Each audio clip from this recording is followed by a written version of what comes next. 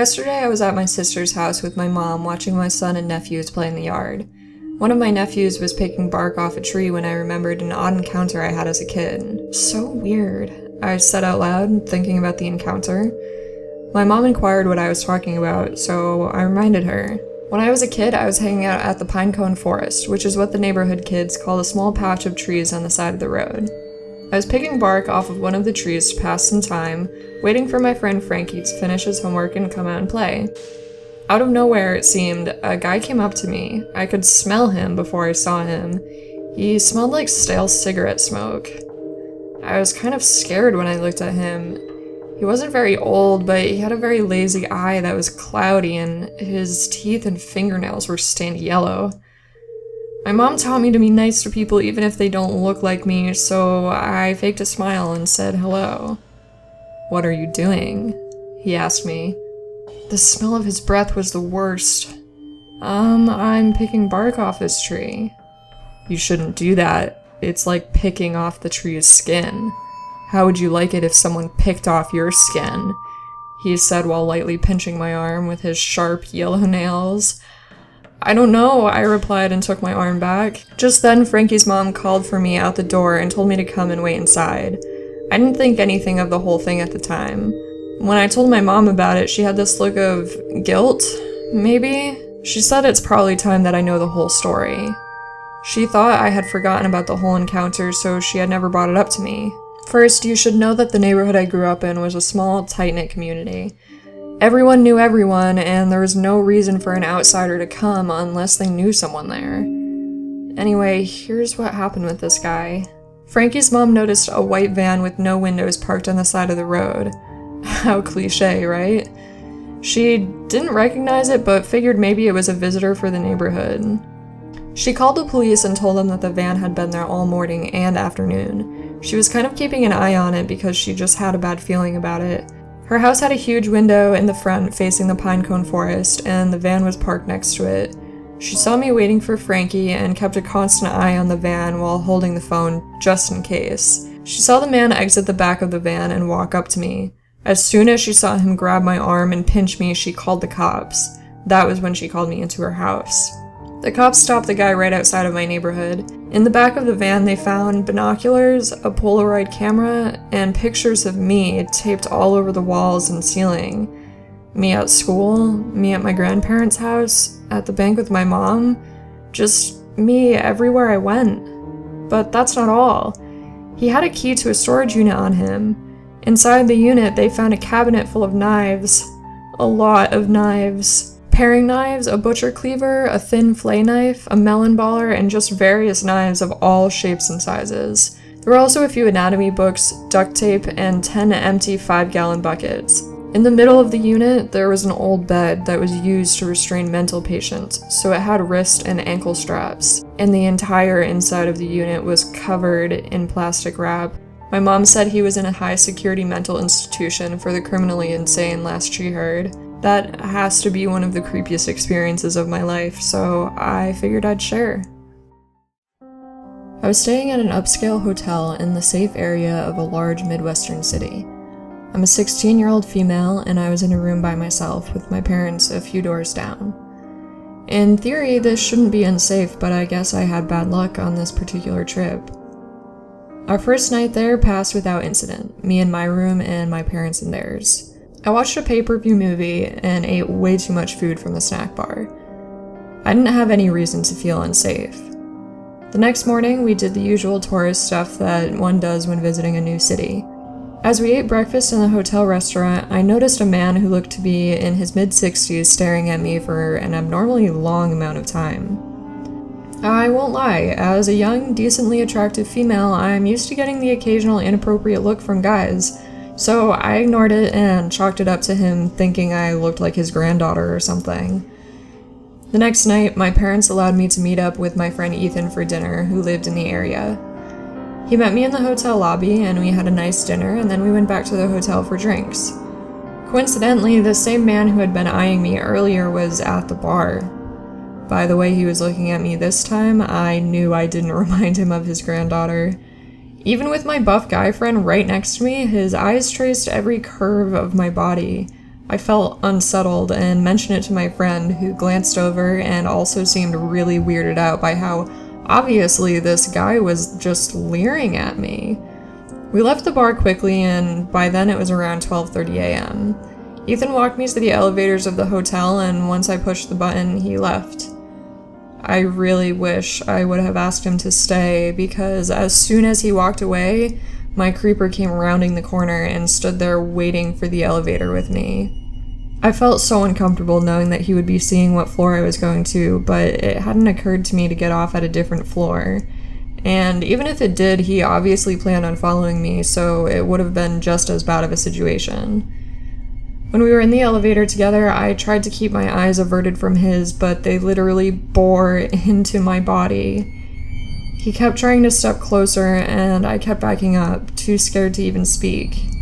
What freaked me out even more was that he hadn't pressed a separate elevator button, so he was just planning on getting off whenever I did. When I got to my floor, I just about ran to my room, and the guy just stood at the end of the hallway, waiting to see where I was going. I stayed in my room for 15 minutes until I was sure he was gone before I went to my parents' room and told them what had happened. They were freaked out and told the hotel staff, but there was no sign of the guy, and it was really late, so I just decided to lock my door and try and get some sleep. I had almost drifted off when I heard a knock at my door. Now, I'm not an idiot. I've lurked on creepy subreddits for a long time, so I don't just go opening the door at nearly 2 a.m. for anyone. Instead, I turned on a light and just froze. At this point, my intuition had kicked in and I knew it was this guy. I was near tears, but the knocking kept continuing harder and harder, so I finally shouted and asked who it was. The voice that replied to me was the most chilling thing I have ever heard. High-pitched but growly, almost giggly, and so disturbing I can barely describe it. He told me it was hotel staff and asked me to let him in. I was terrified. A look through the peephole confirmed that it was the same old creepy guy. I locked myself in the bathroom and called my dad's phone. Luckily, he has a habit of always keeping his ringer on, so he answered me almost immediately, and I tried to tell him what was going on through my tears. "The guy from before," I managed. "He is at my door." And what happened next gives me nightmares still. My dad naturally went into superhero mode and opened his door to find the old man in just a robe, masturbating. It's pretty obvious to piece together what he was planning, and I still have awful dreams and anxiety about it. My dad slugged the dude in the face and made sure he didn't move an inch while my mom called the hotel security. We pressed charges, and the guy is in prison now. This is a tale about a friend that I used to have years ago. Her name was Sarah, and I met her in the 7th grade. Back then, she was a normal preteen girl, much like myself. We were very close in age, our birthdays roughly 2 weeks apart from each other. She was the oldest of 3 girls, and we looked quite similar to each other. Both fairly pale, glasses, and right around the same weight and height. She was a few inches taller than me, but nothing to really brag about. The biggest differences were that her hair was a bit lighter than mine, and my eyes were brown, whereas hers were blue. We were best friends for 7th and 8th grade, but we lost touch after our 8th grade graduation because we both went to separate high schools. Public school for her, private school for me. It wasn't until I moved back to my mother's house at the age of 19, pregnant and depressed from my failed relationship with both my father and my ex, that I started talking to her again. We picked right back up where we left off at the end of 8th grade and quickly rebuilt our friendship back to best friend status. She even agreed to be my son's godmother. This takes place a few months after I had given birth. Nothing major had happened between us yet, except she could be a bit bossy, but I brushed that off as being an older sibling thing. Nothing I couldn't handle. The only thing that I found weird was that she freaked out if I didn't answer her text messages back right away, even if I was at work and really couldn't without fear of losing my job. But I tried brushing it off by telling myself she was just worrying about me. I had started dating a new guy named Josh. Sarah was actually the one who introduced us because Josh was a good friend with her boyfriend, Rob. Naturally, I started spending a little bit more time with Josh, but still spent most of my time with Sarah. She didn't really take to this very well and started to try and cause problems in our relationship, I finally decided to sit down and talk with her and let her know I would never give up on our friendship, but it wasn't really fair for her to push a guy I really liked away. She seemed to get the message and backed off, temporarily. Shit really hit the fan shortly after Josh and I moved into an apartment together.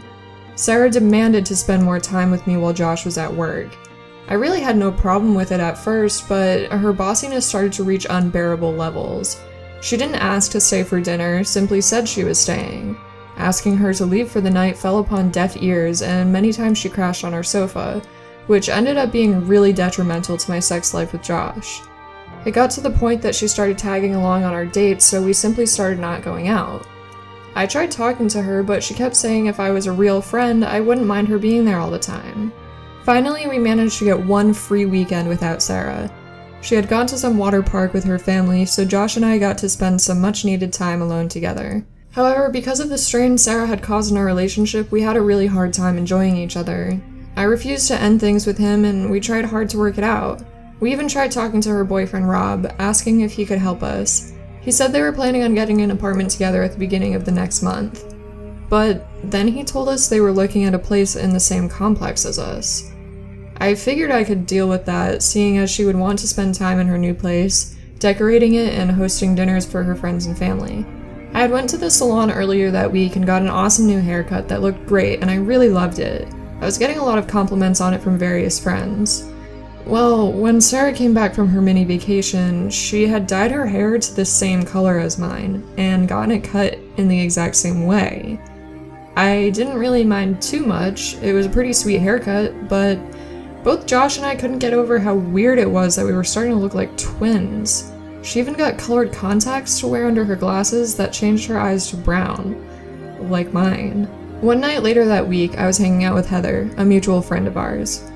Heather and I had gotten around to talking about Sarah when Heather said casually, "You know she's jealous of your life, right?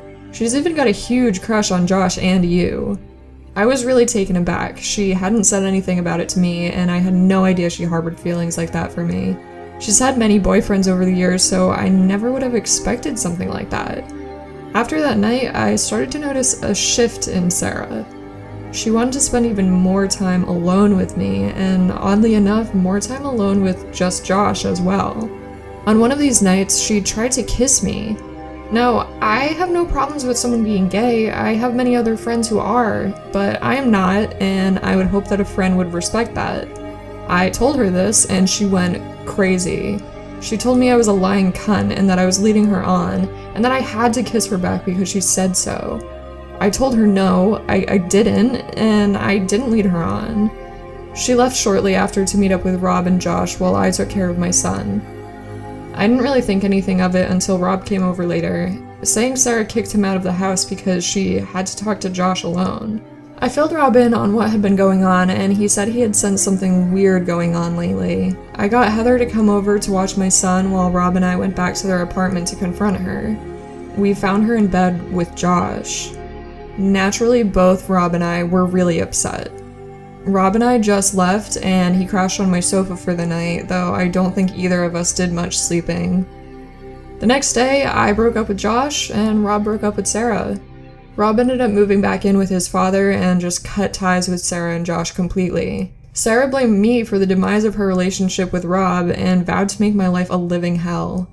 She kept her apartment in the same complex as mine and tried very hard to get me in trouble with our landlord.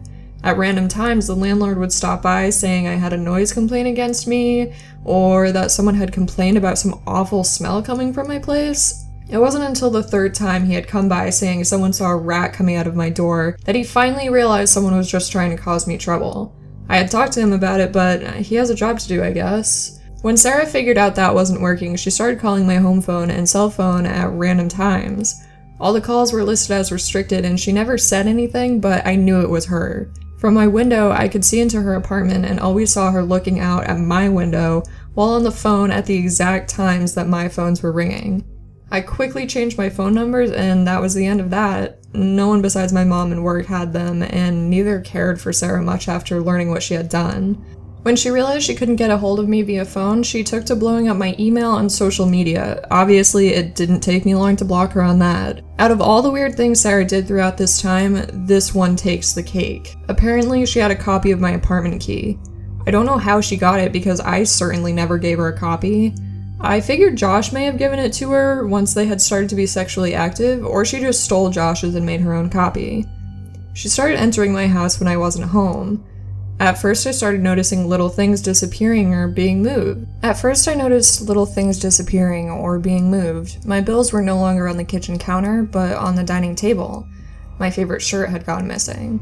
The cordless phone was across the room from where I last remember setting it down. At first, I thought I was simply losing it and misplacing things. This went on for 1 or 2 weeks until bigger things were missing. My son's DVD player, my keyboard, cell phone charger, bath soap, towels, and even my son's baby blanket were all taken. Naturally, I did the most logical thing and called the police and the landlord. The landlord changed out my locks as soon as possible, and the cops agreed to talk to Sarah. They said they wouldn't be able to do anything unless she let them in or just admitted to it, but they would still try to talk to her. After visiting her place, this is what they told me. They knocked on the door, and she opened it wide enough for them to see the wall behind her. On this wall were hundreds of photos of me, either alone at work or at the store, or with my son at the park. What made it even worse was that she wrote in big letters with red paint, "Die, you fucking cunt," across the wall of photos. The police were able to search her place and they found journals full of her writing, saying how she wanted to kill me, how she was going to do it, and other really fucked up things. She had my work schedule written on her calendar, and she even had one day circled and marked as kill day. The police also found an unregistered gun and a huge knife. Of course, she was arrested. I promptly moved out and moved back in with my mother. I found a new job, changed my appearance, and cut off contact with all our old mutual friends. Luckily, I haven't seen or heard from her in 3 years now. For all I know, she's still in jail. I just count my lucky stars.